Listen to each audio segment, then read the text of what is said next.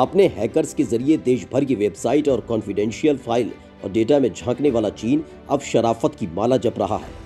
दरअसल कई बार चीन पर अलग अलग देशों की तरफ से आरोप लगाए गए हैं कि चीन के हैकर्स ने उनकी गोपनीय दस्तावेजों पर साइबर अटैक किया है। एक ऐसा ही आरोप चीन पर लगा है जिसमें भारत पर साइबर अटैक शामिल है, लेकिन इस आरोप के बाद चीन खुद को शरीफ बताने में जुट गया है। आइए आपको बताते हैं चीन पर क्या आरोप लगे हैं, जिसके बाद वो हड़बड़ाया हुआ है। बस आप बने रहिए वीडियो के आखिर तक। भारत पर साइबर अटैक की खबरें, चीन ने किया खबरों का खंडन।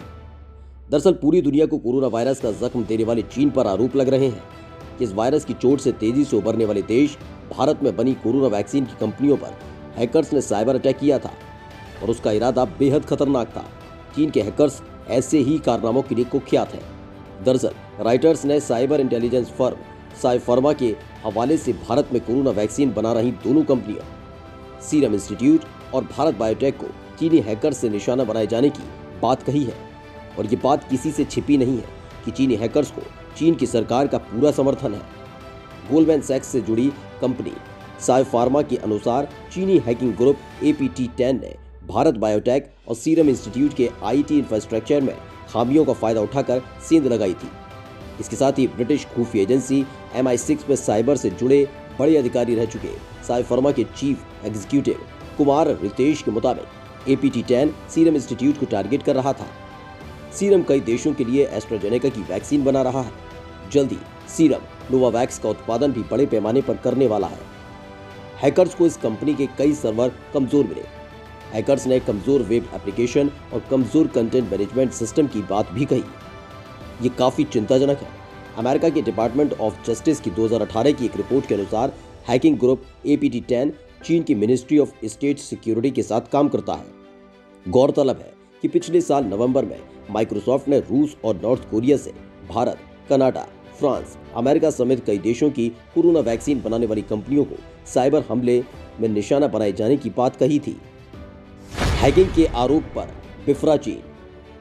दरअसल लगातार चीन पर हैकर्स की मदद से कोरोना वैक्सीन बना रही भारतीय कंपनियां सीरम इंस्टीट्यूट और भारत बायोटेक पर साइबर अटैक का आरोप लग रहा है।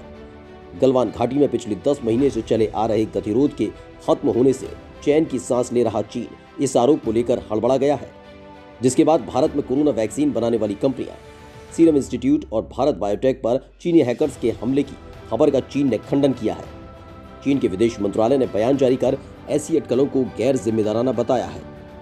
न्यूज एजेंसी राइटर्स ने दावा किया था कि चीनी हैकर्स ने इस हमले के जरिए इंटेलेक्चुअल प्रॉपर्टी को निशाना बनाने और वैक्सीन उत्पादन की प्रतिस्पर्धा में बढ़त हासिल करने की कोशिश की। वहीं चीन के विदेश मंत्रालय के प्रवक्ता ने कहा कि चीन सभी साइबर हमलों का विरोध करता है और उनके खिलाफ कार्रवाई करता है। साइबर हमलों के मुद्दे पर अटकलों या फर्जी कहानी का कोई काम नहीं। बिना किसी पर्याप्त सबूत के किसी पार्टी पर आरोप लगाना गैर जिम्मेदाराना है। चीन ने किया था मुंबई में ब्लैकआउट। गलवान घाटी में भारतीय सैनिकों से झड़प में मात खाने के बाद चीन ने भारत में बड़े साइबर अटैक की साजिश को अंजाम दिया था। इसी साइबर अटैक की वजह से देश की आर्थिक राजधानी मुंबई में ब्लैकआउट हो गया। हालांकि ये ब्लैकआउट केवल एक ही दिन रहा।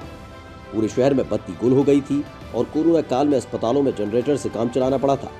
ये खबर दी थी अमेरिकी अखबार न्यूयॉर्क टाइम्स ने, जिसमें बाकायदा सबूतों के साथ दावा किया गया कि ये चीन की हिमाकत थी।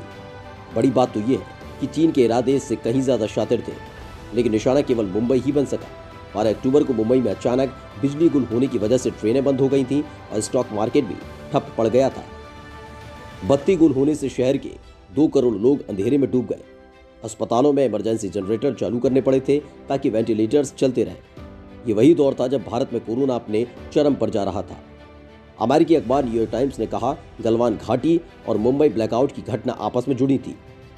उस समय की न्यूज रिपोर्ट्स में भी भारतीय अधिकारियों के हवाले से दावा किया गया था कि मुंबई में साइबर हमले के पीछे चीनी साइबर अटैक हो सकता है। न्यूयॉर्क टाइम्स की रिपोर्ट के मुताबिक ये सब घटनाएं चीन के एक बड़े साइबर अभियान का हिस्सा थी, जिसका मकसद भारत के पावर ग्रिड को ठप करना था। इतना ही नहीं, चीन ने तो यहाँ तक योजना बना ली थी कि अगर गलवान में भारत दबाव बनाता है तो वो पूरे देश को अंधेरे में डुबो देगा। रिपोर्ट से एक खुलासा हुआ कि हिमालय में जारी गतिरोध के बीच चीनी मेलवेयर भारत में बिजली सप्लाई के कंट्रोल सिस्टम में घुस चुके थे। इसमें high voltage transmission sub station और थर्मल पावर प्लांट भी शामिल थे। चीनी साइबर अटैक का खुलासा अमेरिकी साइबर फर्म रिकॉर्डेड फ्यूचर ने किया। हालांकि कंपनी ने यह भी पाया कि अधिकतर मैलवेयर कभी एक्टिवेट नहीं हुए। कंपनी के chief operating officer Stuart Solomon ने बताया कि कैसे चीन की कंपनी रेड इको ने साइबर हमले की एडवांस तकनीक का सहारा लेकर भारत के करीब 1 दर्जन पावर ग्रिड को गुपचुप तरीके से कंट्रोल करने की कोशिश की। बीते साल मुंबई में गंभीर बिजली संकट पैदा हो गया था। मुंबई महानगरीय क्षेत्र में ग्रिड फेल हो चुकी थी। मुंबई टाउनशिप में बिजली की आपूर्ति करने वाली कंपनी बेस्ट ने कहा था कि बिजली की आपूर्ति करने वाले प्लांट से ग्रिड फेल हो गए थे। मुंबई के पूर्वी, पश्चिमी, उपनगर और ठाणे के कुछ हिस्से में बिजली गुल हो गई थी। इसकी वजह से लोगों को दिक्कतों का सामना करना पड़ा।